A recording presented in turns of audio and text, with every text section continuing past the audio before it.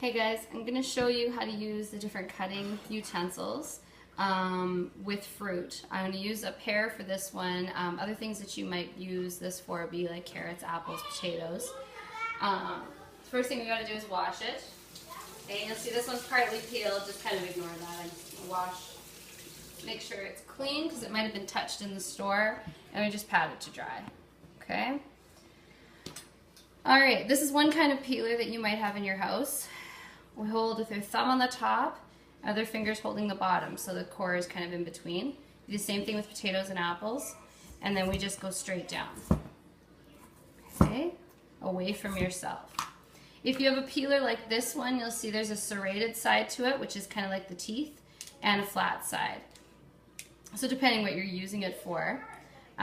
This time you switch, this finger goes to the top, your thumb goes to the bottom, and your thumb sits at the bottom as a guide, and you pull it slowly towards yourself, stopping well before your thumb. Okay, so I'll do that again. Now, if you don't have one like this, you can also use a paring knife the exact same way. This thumb is firmly on the bottom. You see how I'm holding it like this with the handle? Start at the top and just give yourself a little bit of a bite, and then very slowly towards yourself. And notice I'm stopping quite a bit before my thumb, so I'm not going to hurt myself. Okay? So I'm going to get the extra little peel off. Okay, so now that we've got that completely peeled, the next thing we're going to learn how to do is slice it. So this is a chef's knife. With a pear, it's a little awkward shaped. We just want it nice and firm on here. If it was an apple, it'd be a little bit easier, or a potato. So we hold it kind of almost with our hands like a claw, and you put the tip of the knife into the cutting board, and then you just pull straight down. And you get as close to the core as you can without cutting the core. Okay, and you just turn it. This is a really bruised pear. Turn it again. Okay, until you're about as close as you can. So that is just sort of slicing it. We're just going to slice it into smaller pieces. Now you see I got a little bit of the end there, so I'm going to get rid of that. We don't want to keep anything bruised, so quite a bit of this pear is bruised, so I'm going to get rid of that. Same thing if you want to make it into smaller slices. Push that tip into the edge, into the cutting board, straight down.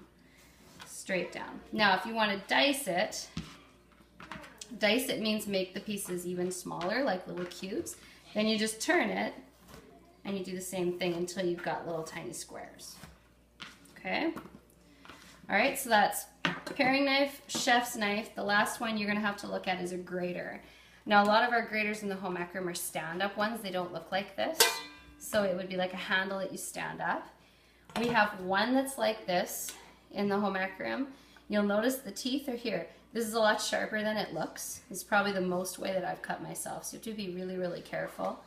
You want it to be as steady as you can. You'll see the teeth go towards this way. That's the sharp side. The rounded side doesn't cut. It's this way. So you start at the top, you get a good hold on it, and you keep pulling it towards yourself.